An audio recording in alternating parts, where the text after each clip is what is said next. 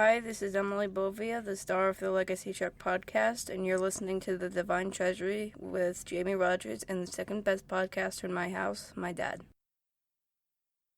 The Trek Geeks Podcast Network and the Divine Treasury are proud to have Fansets as its presenting sponsor. Stay tuned for a special discount code worth 10% off your order at fansets.com. Fansets. Our pins have character. This episode is also sponsored by Science Division, the makers of the world's first interactive Tribble. Stay tuned for a discount code to bring a Tribble into your home today. Science Division. Trouble's never been this fun.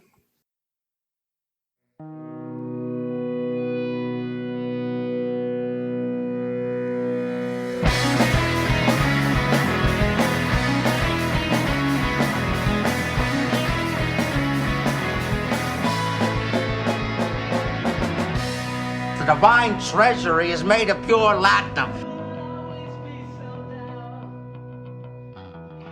From a basement well below the man cave at Podfleet Command, this is the Divine Treasury Podcast. I am Jamie Rogers, and I'm joined by my co-host and very close friend, Mike Bovia. How are you doing tonight, Mike? Not bad, Jamie.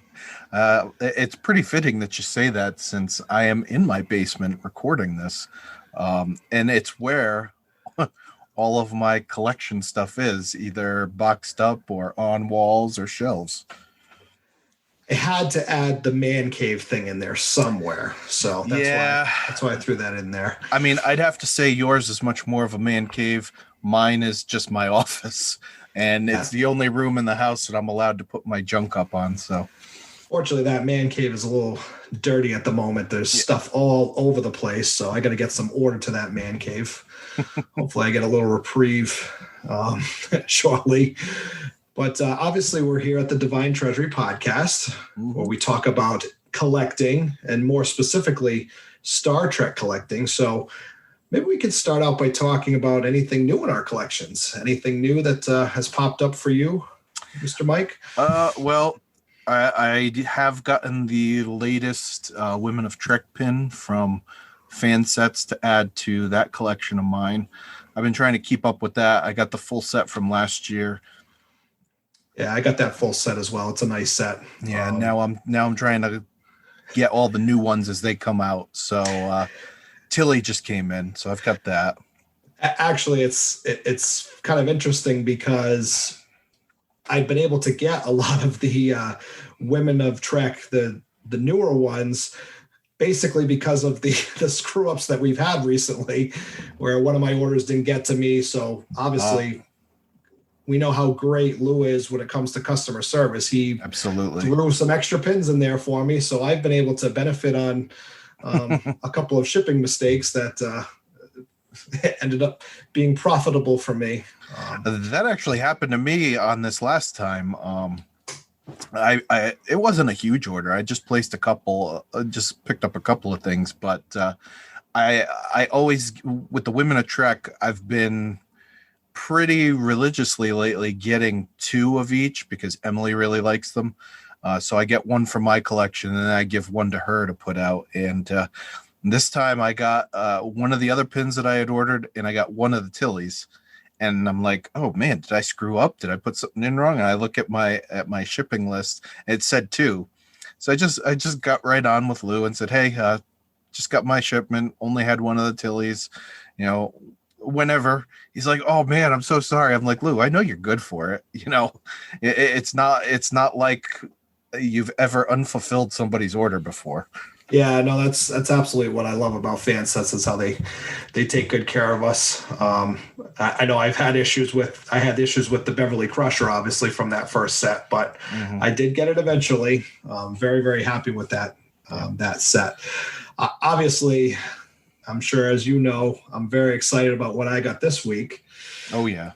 Finally, I broke down. I finally got the Ricardo Montalban movies autograph. A1. So the first movie card that was out there. So it's been a long time coming. A lot of latinum down on that one. A lot of latinum. Yeah, I'm not going to talk about that on this podcast. But yeah, I was very, very happy to get that as part of the collection. I got that one along with the Marina Sirtis that came from the Star Trek TNG Profiles collection. So got those two. So I don't have much left. It's pretty much stuff from the Profile set that the last few that I'm putting together. There is a shipment though that I'm waiting for.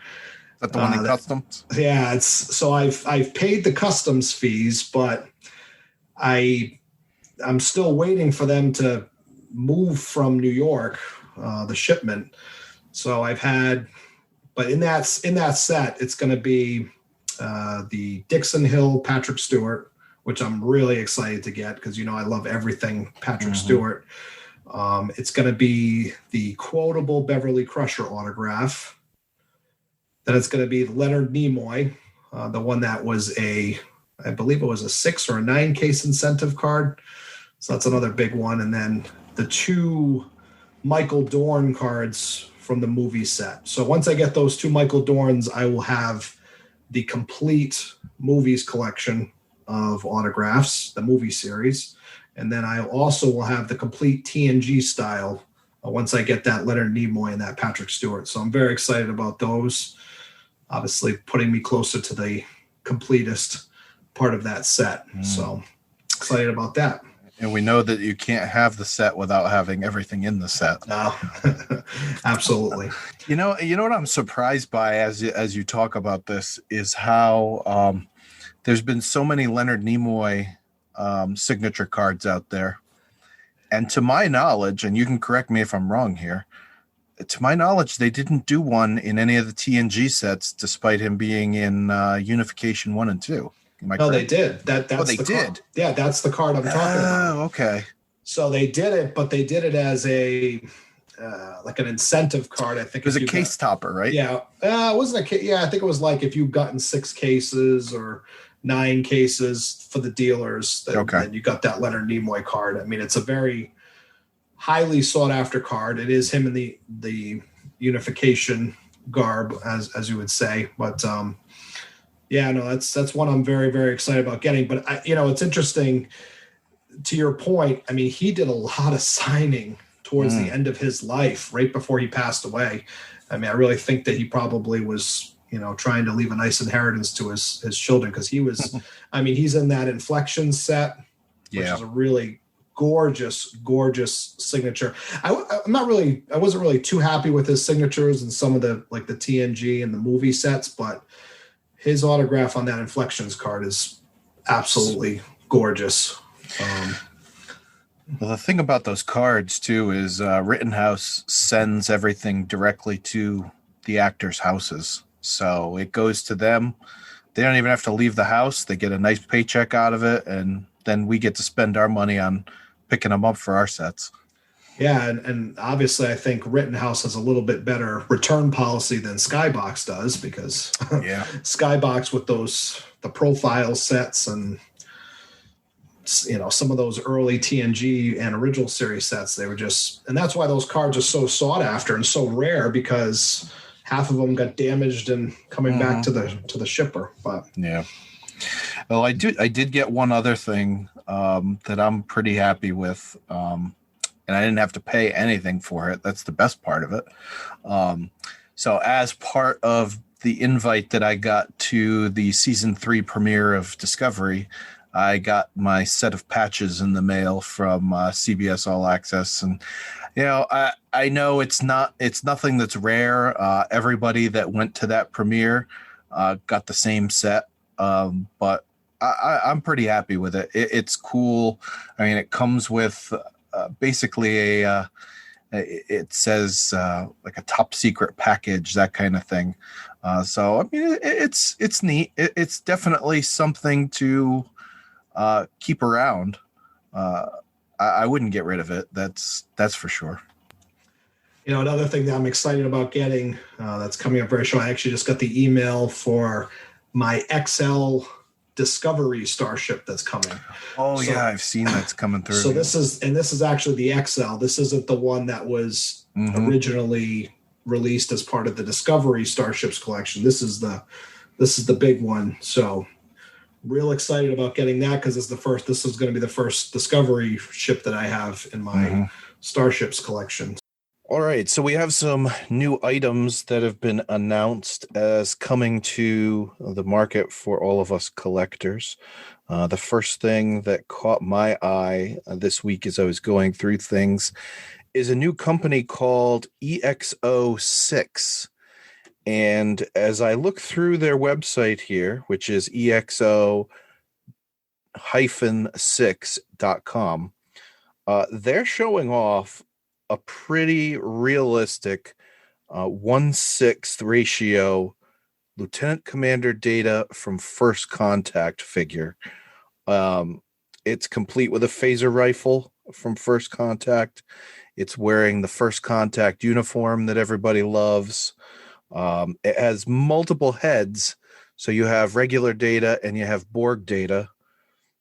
This whole thing just looks incredible as we look at it. So EXO seems to be taking over where QMX left off. They were supposed to be putting together some high quality figures, and it never came to bear, I don't think. So yeah, I was going to say, looking at some of the pictures of that Data figurine, what really impresses me is the head of him where he's got the human flesh on there, right, with the hair. I mean, it looks so spot on, looks absolutely incredible. I don't think I've ever seen quality like that in a figurine. So I'm actually kind of excited to see what this looks like when it comes to market.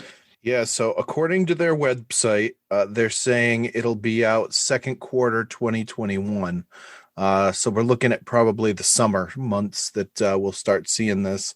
I'm sure that they have adjusted that time properly to get it out there for convention season, should we have conventions this year, should everyone get their vaccines available. But on their Instagram page, they've shown some sneak peeks of some other stuff, just like silhouetted pictures almost. They had a Captain Sisko figure that looked pretty good. They had a weird one out there. They had a Kirk figure, and it had a William Shatner head, but it was in a Beyond uniform.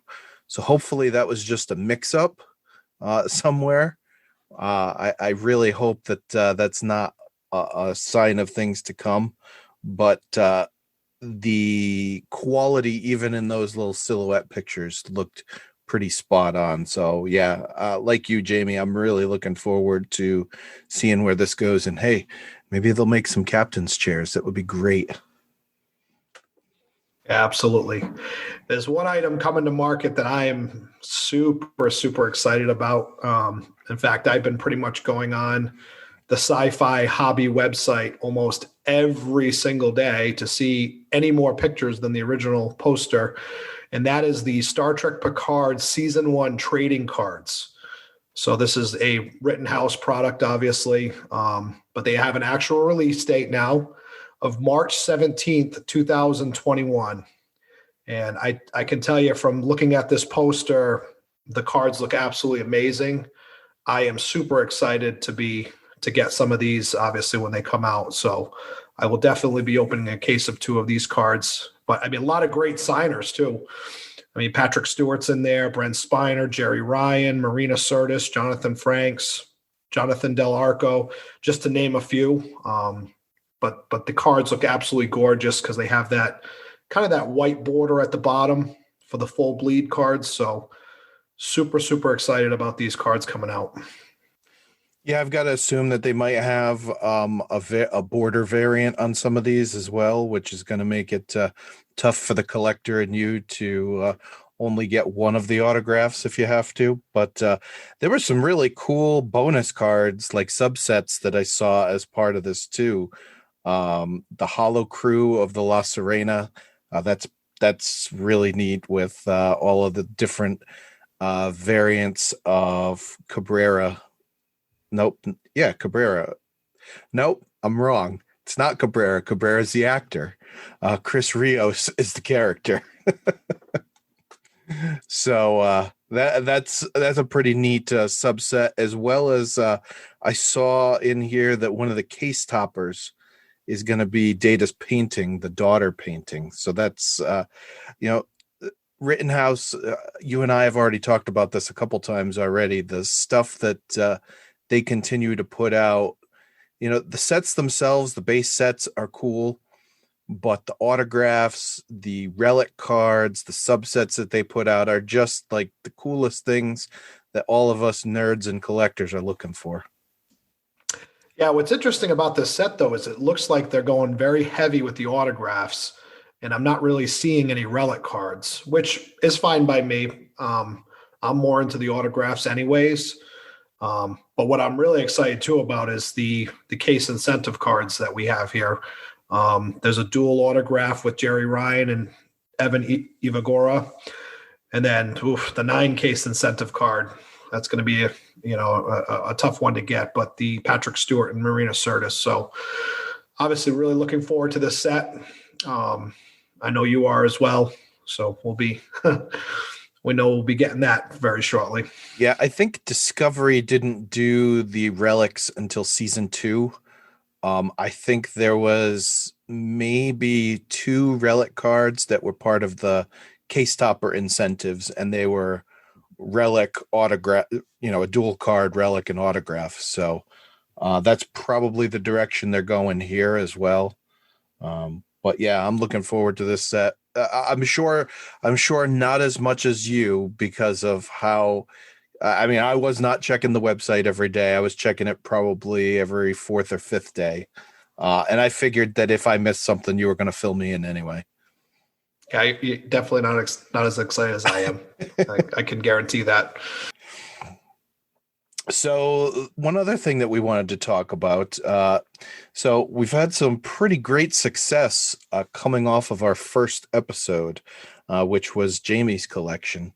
A lot of people interested in joining the show and talking about their collections and maybe not even what they have in their collection, but their love of collecting. And I do want to emphasize, like I have with a lot of people online, that, don't be intimidated by the size of someone's collection. Jamie's got a huge collection. My collection's not nearly as big as Jamie's, but it doesn't mean that you're not a collector. What matters is, do you love the act of collecting? Do you cherish the pieces that you do have? That's what being a collector really is. And that's what we're trying to highlight on this show. Yeah, absolutely. And a lot of it too is, sometimes people can have big collections and it's a lot of smaller items. And then there are some people that can, maybe they collect a few things, but they're big, nice, maybe expensive items as well. So there's really, it depends on what you're into. Fortunately for me, I'm into both of those things. So, yeah, that's all I'm going to say about that. Yeah. A few of the people that I've talked to already online, have said that, their collecting is more about stuff that holds a special meaning to them. And you know what? That's awesome.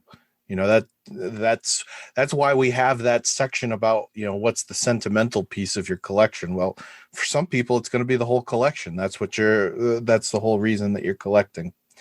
But, along with all of the desire to be on the show, we also were reached out to by Trek Report. They wanted to do an article on Jamie and I, and about what we're doing here with the show. So, hey, that's a first for me. I think it's pretty cool. Great experience. So happy that Eric did that and reached out to us. Yeah, Eric was so gracious too. I had a lot of communication back and forth with him, and he was just so respectful of our time and just reading the article too. He did such a fabulous job, kind of combining a lot of the elements from both of our collections, and some of our ideas, but he does a super nice job. So please check out Trek.report as well. Great website. A lot of good information on that website. Yeah, and we'll make sure that we link to the interview article that he did with Jamie and I. We'll put that link in the description. So any who are interested in reading that, you can go to the link, or you can check him out on Twitter. It's at Trek Report. I'm sure if you go back in his timeline, you'll be able to find that article as well. He had quite a few posts about it that day to try and promote it. So we really appreciate his efforts in trying to get the word out there about the Divine Treasury.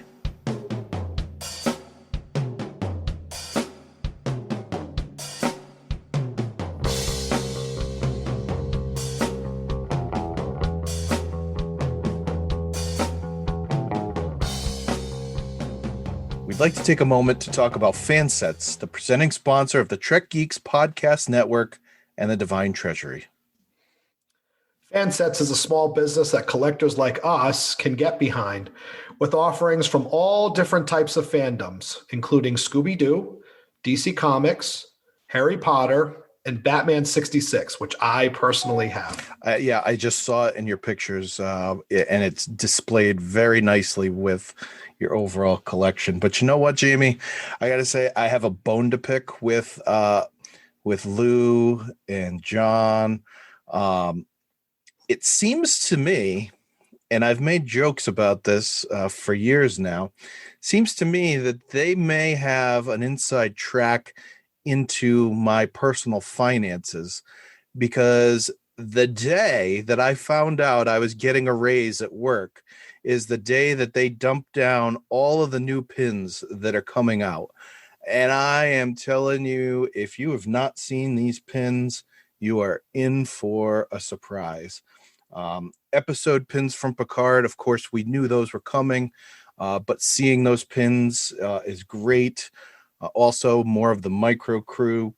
We're going to be able to see Captain Riker and Counselor Troy as they appeared in Lower Decks in a pin, as well as a ship pin for the Titan.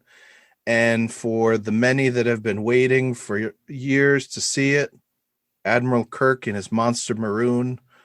All of these are coming all of our way through Fansets to add to their already over 200 licensed Star Trek pins. Can't wait to see all of these. And a special pin that's coming out in February for Valentine's Day, a Horgon. That's right. You can get your own Horgon pin in case you are seeking Jamaharon. You know, it's interesting too, because I never know when to order or when not to order. You know, I always put an order in, and then all of a sudden I realize, oh, there's a bunch more new pins that I know I'm going to be ordering again. So yeah, they've done it to me as well. So, you know, what's great though, as a listener of our show, you can receive 10% off your next order from Fansets by using the code DIVINE. That's DIVINE at checkout. And remember, as always, you receive free shipping in the U.S. for orders of $30 or more. Well, Jamie, I'm going to give you a hint as to when you need to order. On the 1st and the 15th of every month, because that's when those new pins get posted. Fansets. Our pins have character. And we thank Fansets for being the presenting sponsor of the Divine Treasury and the Trek Geeks Podcast Network.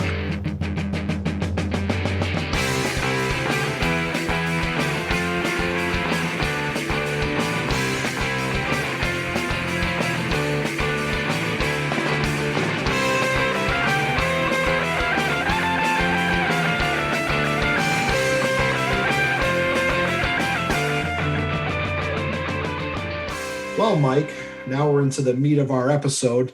And as you know, in each episode of the Divine Treasury, we look for a collector who collects all things, especially all things Star Trek. And we really try to see what has gotten that person into Star Trek. So without further ado, we're going to introduce our guest. And I guess it happens to be you, our co-host. Well, we're going with the low-hanging fruit here in the beginning. So I'm the closest thing to a guest we could get. So now I know you collect a lot of things Star Trek, but is there anything outside of Star Trek that you like to collect? Oh, all kinds of stuff. Since I was a teenager, I've collected movies. I don't even want to begin to guess how many we have. We have four totes filled with movies, and that's not even in the jewel cases anymore.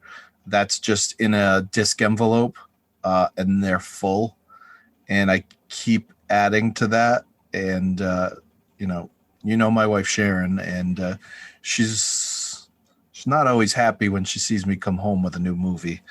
So that's one thing that I collect. What's interesting, though, about your movie collection is the fact that your wife throws out the boxes. Yes. Other than the discs. See, I haven't allowed my wife to catch on yet to that idea. Yeah. Well, as you can see behind me, the Trek stuff has stayed, but it's because it's down in the basement. So that's the reprieve that I get on that one. I also I've collected baseball cards since I was a kid. That's kind of what got me into collecting the Star Trek cards.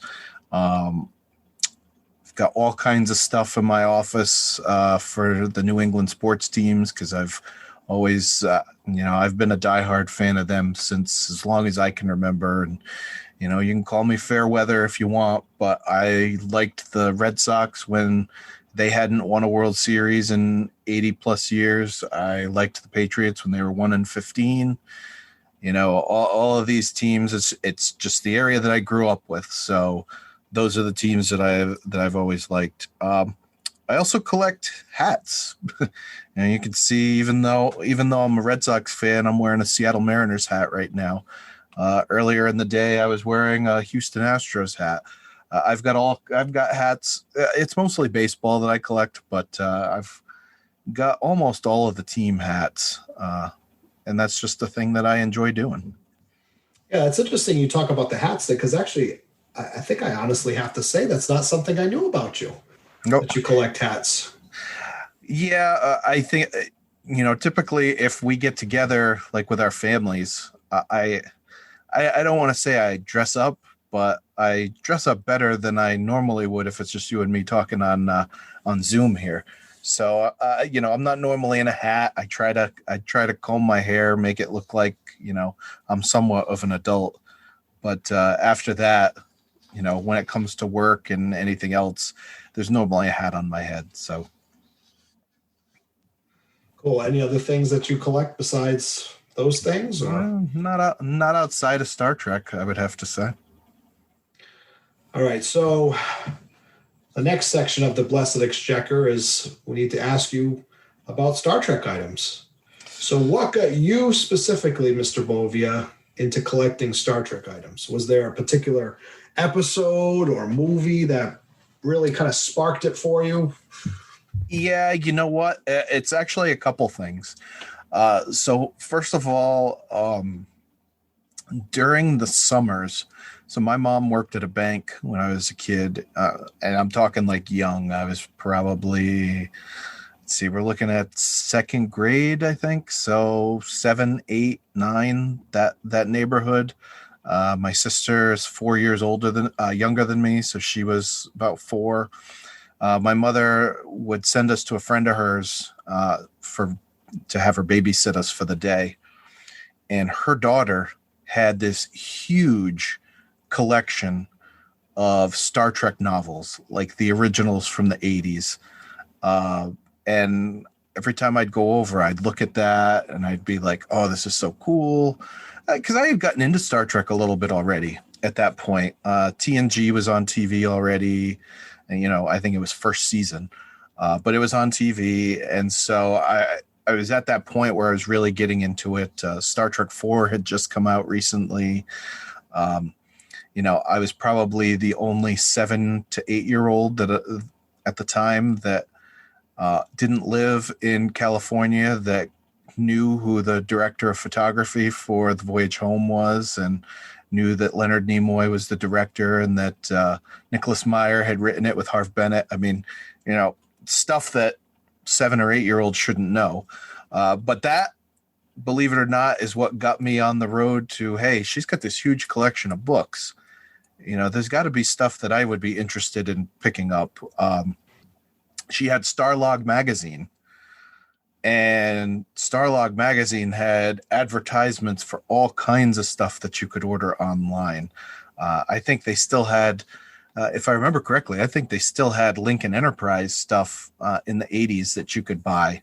So, I remember having one of the pages that had some of the stuff you could buy, and believe it or not, it was all pins, and that was what I was looking at, and that was what I wanted, because you asked about an episode, Encounter at Farpoint, seeing that they're communicators with a comm badge on their chest. I mean, any kid of that age, and maybe even older, for all I know, that was into watching TNG, I got to believe that they drew out on a piece of paper the comm badge, cut it out, and taped it to their chest so that they could pretend that they were in Star Trek like I did. So, and the first thing I ever bought at a convention was a TNG comm badge. Nice. So basically we're saying great joy and gratitude. Oh boy, yeah. That's what you owe to Encounter at Farpoint. I was also thinking, as you were talking about when you were a 7 or 8 year old studying, director of photography, statistics, and things like that. So are you saying that's why you absolutely crushed me in Star Trek Trivial Pursuit in the last Star Trek party? Well, I also have this thing where I can remember facts that are useless to just about anybody. Star Trek, baseball, actually sports in general. I mean, even the sports that I'm not into, it's just something I can remember it. There's been a number of jobs that I've gotten into where I have to know specific things about the job. And within like a week and a half, like I can tell, I don't think you know this. I used to sell Harley Davidsons. I did not know that. And I knew nothing about them before I started. And within like 4 weeks, I knew the whole product line. I knew back catalog stuff. I knew the top dealers in the country. I mean, it's a sickness. It's like you needing to complete your sets. No, I will say I have the same exact sickness, with things that I like or things that I enjoy. And you can ask my wife and my family, I study it to death, where I need to know everything about it. I'll watch documentaries on things, read everything, like when I go through my kicks of, like O.J. Simpson or Chicago Bulls, whatever it is, I have to know everything about it. And I think that I relate to you a lot in that regard because I'm the same way you are. In fact, when I was a kid, that's why I used to love collecting cards, because I'd love to read the backs. Yep. Where I learned the trivia facts about the player, or I used to love studying the trades where one player went from one team to another. I used to memorize all the players that were traded or their stats for a certain, time period. So, I get you 100%. All right. We're going to go a little off topic here, but you're talking about studying the trades. So, I used to have, and this is going to date me, I had Super NES, and I had, I want to say it was NBA Live 1995. And that game was that was the thing at the time. And I figured out that you could create players on it, and there was an algorithm built into it where it had all of that year's draft picks in there. The game had been released at just the right time where you could, if you wanted to, trying to think, I think 95 had like Ray Allen and Kevin Garnett and stuff like that in it. And you could go in and you could create a player, and all you had to do was put their name in it. And as you went to try and populate the next line, everything auto-populated about that player, all of their characteristics, all of their traits, all of that stuff. And so that became my game, and I would stay up late and follow the trade deadline so that I could make all of my rosters accurate. I mean, you talk about a sickness. 95, I was 15, and I'm spending my time at night doing stupid crap like that. I have a little bit of a confession. I kind of did the same thing. I'm trying to remember what the game was because it was the same exact time period. I think it was NBA Hoops with David Robinson. Maybe. It was something for Sega Genesis, but it had the same type of algorithm. Like you could put in Michael Jordan and all his stats would come up. It was the same exact thing, but I did the same. But I used to love the whole thing of players getting traded for other players. Loved it. In fact, that's what I used to do with my cards is I would love to look at players that went from one team to another team, whether it was a basketball card or a football card. And I would study the trade and I would actually lay out my cards and like exchange them for each other. It was, I had problems. I will still spend, well, not anymore because I got rid of most of my cards to my nephews. But up until like 6 or 7 years ago, I would still spend, we're not talking hours, we talk days, where I would just reorganize my cards and go through. And if someone had been traded to a new team, I had to move him into that team's section of the box so that if for some reason I ever, at the time, doing through the mail signatures was a big thing. So if I ever got the gumption to write a letter to this guy and beg him for his autograph, I wanted to make sure that I was sending it to the right team in order to get his autograph. Yeah. Didn't you got a really nice Mike Musina signature through doing that, right? Yeah, I was 12 years old when I got that though. That was actually a project in 6th grade. Our teacher had everyone in the class write a letter to a celebrity and see if we had any success. And I wrote to him because he was up and coming and he had a pretty decent year for a pretty lousy team and got something back. Nice. So I remember what the game was. It was NBA Action 95. That was the game with David Robinson. And one cool thing about that game too was Dennis Rodman, hair color would change. Oh my goodness. game to game. So sometimes it would be purple, sometimes it'd be green, all that good stuff. So I love that game. I used to love making the trades, but this is stuff for another podcast. Yeah, my Sega Genesis basketball game was NBA Jam because it was total fantasy, but it was all kinds of fun.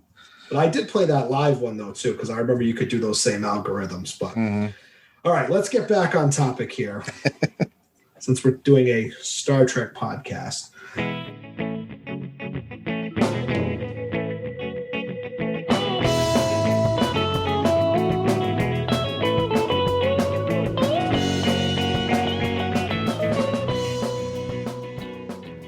Now let's take some time to talk about our friends at Science Division. Mike, did you know they've made the world's first interactive Tribble that you could control with your smartphone? I do know that. Jay and Kaylia are collectors too. They've put all the love that you would expect from a fellow collector into their product. I've had the chance to talk to them a number of times about that product and to be able to get Emily involved with them as well, because Emily is a huge fan of Tribbles and collecting Tribbles. And so she got to talk to them about it. And now Emily has her very own smartphone enabled Tribble. So, it's so interesting, Mike, you were talking about being able to use this thing on the app. Did you know when you download that Section K7 app, you can do all sorts of things with your Tribble? You can give it a name. You can assign it to a ship. You can even put it in different modes, such as at ease or on duty or even Watchdog, if there are Klingons around, or if you happen to have that pesky co-host trying to take all your collectibles, you can even have an attack at the push of a button. But we all know in the end, Kills are not dangerous. So as an exclusive for our listeners, you can receive $5 off your very own Tribble when you use the code Cyrano. That is Cyrano, as in Cyrano Jones, Bill Smith's favorite Star Trek character. You can use the code Cyrano at checkout. Science Division. Trouble's never been this fun. And we thank our friends at Science Division for sponsoring this week's show.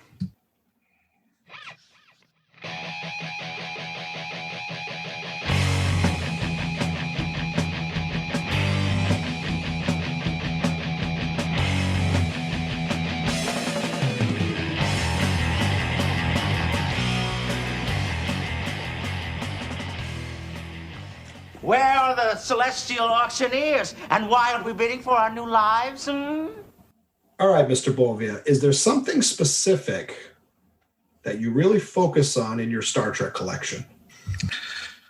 Well, I got to say, this was the hardest part of thinking about this, because my Star Trek collection gets very segmented. I think when we did the episode talking about you, I talked about how I enjoy collecting the actual base sets for a lot of the Star Trek cards. You know, that goes back to the 25th anniversary, the first set that Impel put out. I started there. I've gotten into collecting only a certain type of Star Trek novel. Stuff that expands on the universe rather than just kind of sticking in the time periods that we knew. I've done some very specific collecting of fan sets pins, where I, as far as the micro crew goes, I'm collecting anyone that's been made a captain in there. And speaking of captains, my captain's chair collection that I have of Archer, Pike, Kirk, and Picard. Oh, and Cisco. I forgot about Cisco. I got the Playmate Cisco. So can you expand on that? Like, where did that start? That whole captain's chair collection thing? I'll tell you what. It's another thing that kind of started as a kid. Now, none of this stuff did I own as a kid. I bought it as an adult. But as a kid, I had this fascination with the bridge, and it was like a Wesley Crusher thing, like the workings of the bridge. And you always had that focus on the captain's chair. And, you can go online now and you can find plans to build Kirk's chair from the original series. But I mean, my favorite chair was always the one on the refit Enterprise with the foldable arms that created like a seatbelt. And so that kind of keyed it. I was at a convention a couple years ago, and I saw there was a few boxes on one of the vendor shelves, and it had Captain Pike in the original Enterprise chair with the gooseneck monitor coming off of it. It's like, oh, that's pretty cool. And it was just before, or it was just after season 2 of Discovery. So we had already had Anson Mount as Pike, but this was depicted as Jeffrey Hunter as Pike. I was like, that's pretty cool. I looked at the price. I'm like, it's not a bad price for something that was released so long ago. So we took the camper down to this convention. So I went back at night and I was looking online. I saw that this thing went for like $100 to $150, and I was able to pick it up for $30. And that was where it started. I was like, all right, well, now that I've got one, I've got to see what else is there, because I it is something that's cool. So I found Archer in his chair, and it's actually a layout of the bridge, or of the bridge around him with the railing behind him. I found there was a Enterprise D chair, but it came with Riker. So I had to go out, and this was made by Diamond Select. So I had to go out and find a Picard Diamond Select in season 3 or after uniform, because that was the style of the captain's chair. And then I found out that there was a refit style captain's chair out there. And what it was Khan on the bridge of Reliant. Well, Reliant was just a redress of the Enterprise. So I went out and I picked up the Khan and I said, sometime I'm going to find what I want in here, whether it's Spock as a captain to put there or Kirk as an admiral to put there, however it is. Went to a convention earlier this year. I found Kirk as an admiral from Star Trek II. I said, all right, there we go. He's there. And then after that, it was just a matter of going on eBay and picking up the Cisco Playmates one. So, other than the new Trek, the only one that I'm missing now is Janeway. Nice. What's interesting is I look at your back wall, and I was kind of thinking that, I really didn't talk a lot about this when we were, when I was talking about some of my collecting. But obviously, we know that there's so much science to collecting, but a big piece of collecting is how we display it. Yeah. And I know that, I love some of the things that you do when it comes to displaying. And I'd love for you to talk about some of those things. What are some things that you do to really display your type of collecting and showcase it to the world? I'm actually glad you phrased that in a question, because that is, even though I've got all these segmented pieces that I like to collect, the thing that I think brings me the most joy is the framing and the matting and finding. It's not always about what the value of it is for me. It's how does it display?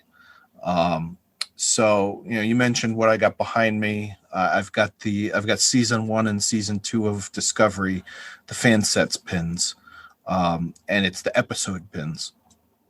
And I know that Lou and John and Joe, they have those great backer pieces for the frames that they've put together. And I love how they display with the anniversary sets and even with the Women of Trek set. But for me, the episode pins, I kind of felt for what I wanted to display deserved to have one of the posters that was introducing the season. So I was able to find a poster online of season 1, and it's like one of the introductory posters before we ever really even knew anything about Discovery, but it had some really nice colors in it. And when I laid it out with the pins around it, I said, this really pops well. And so I put that one together, and I really liked how it looked. So I was already like 3 or 4 pins into season 2 at that point. I said, all right, that means I got to go for the gusto on this one. So I picked out the nice season 2 poster that features Pike and Spock and all the other main characters from the series on it. And that's the centerpiece of my season 2 one. But that's kind of the thing I go for. To me, doing the work to make these, whether it's something as simple as that, where I'm just printing, cutting, and then putting these pins on in a straight order on it, or something where I'm actually doing a matting job to go along with the stuff. I almost find it therapeutic. The only focus I have at that point is measurements, making sure that things are straight on there. It's like anything else, whatever else I have going on at the time, it is an afterthought, because I want to make sure that this looks good for presenting. And so that's why even though I enjoy doing it for myself, I've started to branch off and do it for my friends. I did the Picard frame for you. I just did the one for Dan and his cosplay. I've got a couple others that I've got on my desk right now that are ready to have work done for other people. It's just something I really enjoy doing. And now when I'm at conventions or online or anything, I'm always on the lookout for what's the next thing going to be. I've already picked out the poster that I want to go along with whenever Lower Decks pins come out, the episode pins. I've already got things playing in my mind. So that's the part of the collection, the part of my collection that I enjoy the most. Yeah, it's so important to have that type thing, like you said, that therapeutic part of it. And I've definitely seen that with your how you display stuff. And I know for myself personally, a lot of it is like how I display like my cards specifically in my my glass cases. Like I'll sit down there for hours and overthink like, okay, I can only have this many cards in this section, and or I look at my Star Trek wall of autographs and say, how can I arrange them in such a way where they're equally distributed and things like that. So making it aesthetically pleasing. Yeah. Yep. So that's such an important piece of collecting, is how you present it to the world, how you display it. And I'm so appreciative of that Jean-Luc Picard, Locutus. I mean, obviously, as many people will see as time goes on, I love Patrick Stewart. I love Jean-Luc Picard, but I love Locutus. I love that alternate personality that Picard had to do, and Mike made me such a nice piece that kind of encapsulates those two things about Patrick Stewart's character, and I will always treasure that item. The best of both worlds, you might say. Yeah, absolutely. Yeah, and I've I mentioned I've done that one for you, one for Dan. I did one for my dad. I'm actually in the process of doing another one for him now. Emily has a bunch of them on her wall from her trips to conventions, and just finding either a Fansets pin that goes along with her with the autograph that she likes, or maybe even something else. Maybe it's a card. I think I picked up a Harry Kim card to be able to display with her Garrett Wong autograph. So, it's just a little thing here or there to it adds a little bit more than just the 8x10 on the wall for me. And that's just me. I mean, I know you have knowing how many you have, it would be hard to have an arrangement of what I do with all of your autographs. Yeah, I know. So no, but I will say I love the pieces that you do, and to your point, it's because you don't just put an 8x10 in there and put a mounting piece or you're adding other elements like the Fansets pins, or a card, or an autograph card, or a poster. There's other elements to it that make that piece so unique, but it looks so professional. It looks like it's something that you would buy, from a collector's website, which I think is so cool. And I think you do a really nice job with that. Well, and it was really a matter of me not wanting to spend the money on having a professional do it. I remember, so first house that we owned, I had a man cave basement, and my wife and I painstakingly redid the wall from Fenway Park on our basement wall. We got married on the first game of the World Series that the Red Sox won. And we put the score from that game on the scoreboard. It was really cool. And it was definitely a labor of love, but I started looking into pieces that I could put in the room to go along with that. And you'd go to the mall and you'd go to some of these sports stores and, forget about anything with an autograph on it, because you were looking at $200 or $300. If you just wanted like an 11 by 14 frame that had an 8 by 10 in it.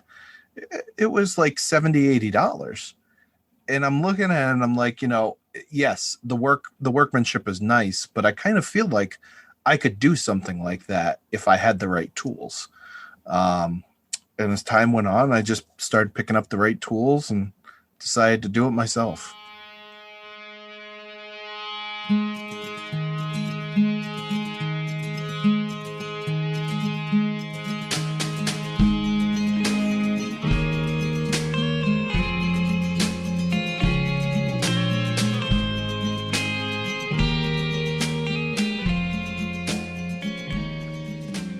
All right, Mike, now we've come to the awards ceremony of our podcast. Some of the various awards that we're going to give out for the components of your collection. So we're going to start with the Kivas Fajo Award. So the Kivas Fajo Award is defined as the award, the top collectible item that eludes you in your collection. So what would win that Kivas Fajo Award? I was thinking about it, and to go in line with my framing collection that I've been doing, I got a really nice litho last year of the Discovery Enterprise crew. It was done by a fan. It's a beautiful piece of art. I took it to a convention last year. I got it signed by Ethan Peck.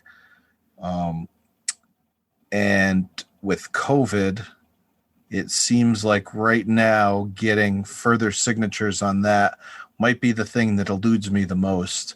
Highlighted on it are Captain Pike, Spock, and Number One. So I got Ethan Peck on it. I now need Anson Mount and Rebecca Romaine. I did see that Rebecca Romaine is scheduled to be in Las Vegas next summer. But we got to see what next summer brings to see if that's even possible. So I'm going to go out on a limb and say right now, getting in-person signatures is going to be the thing that eludes me the most. Yeah, it's interesting you brought up Rebecca Romaine because I noticed that same announcement, and I have one spot left on my wall. And believe it or not, it is for Number One. So Sweet. That is going to be the autograph that I'm going to hold out for, kind of along the same lines as you. To me, that will complete my collection. I will not have any more space on that wall once I get Rebecca Romaine. All right. Until you decide to collect all the Picard people. Yes, please don't say that. All right, so that brings us to the Grand Nagis Award. So what do you think is the most valuable item from your collection? I mentioned before that, a lot of the stuff that I collect isn't necessarily, I'm not picking it up for whatever I think the value is on it. So if I had to put a price tag on something, I'd have to say the William Shatner frame that I put together last year. It's an 8x10 that I made of him, and it dealt with one of the episodes that Emily and I had on Legacy Trek, and he signed that for us. And then I picked up the William Shatner signature pin from Fansets, and I put that in the frame as well. So, 2 Shatner autographs together in there. If I'm looking at monetary value, that's probably the thing that holds the highest monetary value right now. Yeah, because it costs the most latinum to get. Yeah, exactly. All right, so that brings us to the Resican Flute Award. This would be the collectible with the most sentimental value. Which one holds that place in your heart? Well, nobody is going to be able to see this until I take pictures and video for our YouTube page, but I'm going to hold it up for you anyway, and that is my Mr. Scott's Guide to the Enterprise. As you can see, the spine is all beat up on it. The cover is fraying. The corners are beat up. If I open it up to the schematics of the Enterprise itself and run my fingers over it, you can feel marks from where I had traced this multiple times, because even when I was a kid, I liked to display things. So I would use this book on a regular basis, and I'd sit at the desk in my bedroom and I'd trace pictures of the Enterprise and I'd put them up on my walls. And that was my display. So this definitely holds a sentimental value for me. I believe it is one of the first books that my parents got me that was devoted to Star Trek. It's so old that it touts that it includes material from Star Trek IV, The Voyage Home. Like, that's a big deal. So, yeah, that is my sentimental one for sure. What's interesting is I have that same exact book. However, mine is in much better shape than yours. So you are not allowed to touch mine. Oh, that's fine. I haven't, other than kind of perusing through the pages, I have not done anything with this book in years and years. This has been beaten on because of, years of actually using it, reading it, poring over the material in it. I mean, I remember you and I have talked about canon and continuity before. I remember reading this at one point and some of the years seemed to be off. And even as a 10-year-old, when I was really reading the material for what it was, I was like, that ain't right. How come they don't have this right? But it was because, at the time, nobody thought this was going to be a big deal where they needed to have continuity spelled out for everyone going down the line. But I still love the book. There's a reason I keep it on my shelf. I thought I had lost it up until a few years ago. And my mother was cleaning out a box in their basement. And I came over to help her with something, and she tossed it at me. She goes, "Here, I found this." I'm like, "Oh my goodness, this is like a relic for me." And it still has the inscription from her in it when she gave it to me. So yeah, I also, besides that book, I really love the maroon Next Generation technical manual from I believe Denise and Micah Cooter wrote it. I'm trying to think. Rick Sternbach too. Rick Sternbach, yeah. I used to read that thing over and over again. And actually, what's interesting too is it kind of reminded me of a friend that I grew up with. He was a lot older than us. He actually was the friend that I talked about in my actual interview of who collected the figurines. He was a lot older than us, but he was such a good artist that he would literally do the side cutout diagrams of ships. Oh, wow. Like deck by deck. He actually would draw it out. And we actually went as far as to invent ships for each one of us.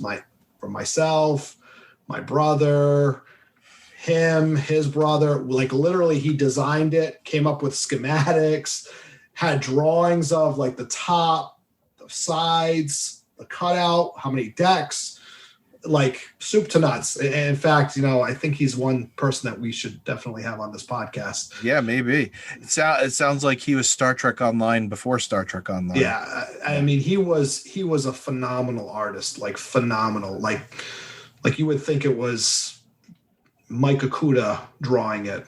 He was that good, but yeah, it was cool. I had my own starship. And see, that is not me. That's why when you run your fingers across the pages, it was tracing.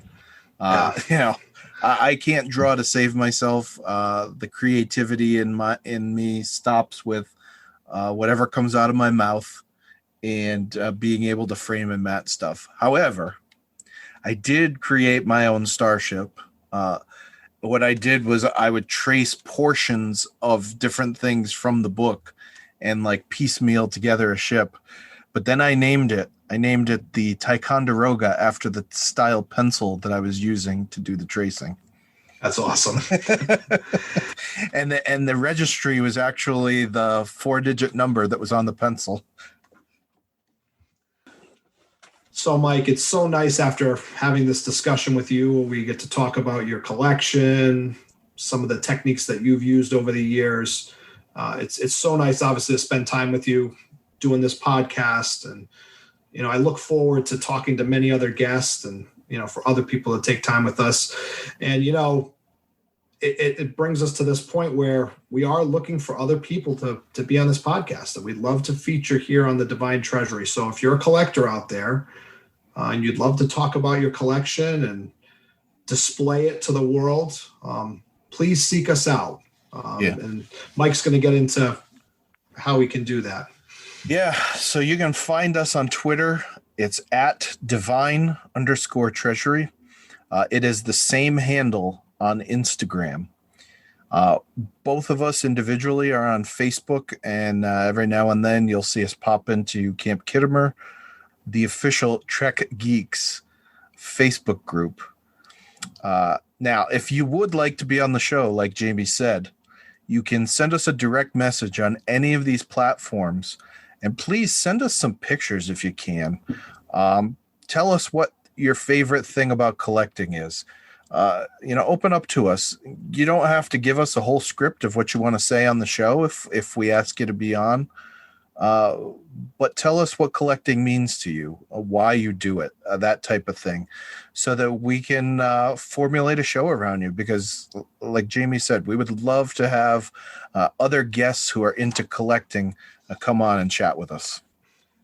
Yeah, and I think really the tagline that, I think I kind of penned in our last discussion is connecting through collecting. Mm-hmm. So that's what we're looking forward to do. So the other thing that we're going to be able to do as well is you'll be able to subscribe to our YouTube channel. We'll be able to find video collections from all our guests, and maybe from time to time, maybe unbox some cards, maybe open up some cases, things like that, or open up some new exciting thing from our collection. Who knows? Yeah. If you can deal with us talking about all of these things that we enjoy filling our houses with, you can subscribe to our podcast by searching for us on Apple Podcasts, Spotify, and Google Podcasts. You can also support the Divine Treasury and the Trek Geeks Podcast Network by supporting us on Patreon. Get access to unedited recordings of every episode on the network, as well as other exclusive content and so many other awesome perks. And if you'd like to be a producer on the network or get access to the raw audio for the Divine Treasury, head over to patreon.com/TrekGeeks. Always remember, listen to the Trek Geeks Podcast Network. No one talks Star Trek like we do. We'd also like to thank 5 Year Mission for allowing us to use their awesome music on the show. Collectors, listen up. They are writing a song for every episode of the original series, and those songs are not parody, ladies and gentlemen, but it's content that's based on the show itself. So go to 5yearmission.net, put some CDs in your cart, because we know that in collecting, it's not about downloadable content. It's about having the physical media. So pick up year 1, year 2, year 3, and year 4, and also get The Trouble with Tribbles and Spock's Brain. Make 5 Year Mission a part of your collection today. And on our next episode, we look forward to talking to Jim Morehouse, the host of the Trek Ranks podcast, and talk to him about his interesting Star Trek collection. Until then, this has been episode number 2 of the Divine Treasury podcast. The Divine Treasury, connecting through collecting.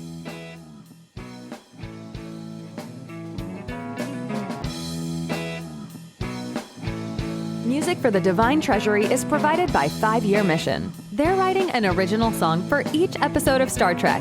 Hear more of their music at 5yearmission.net.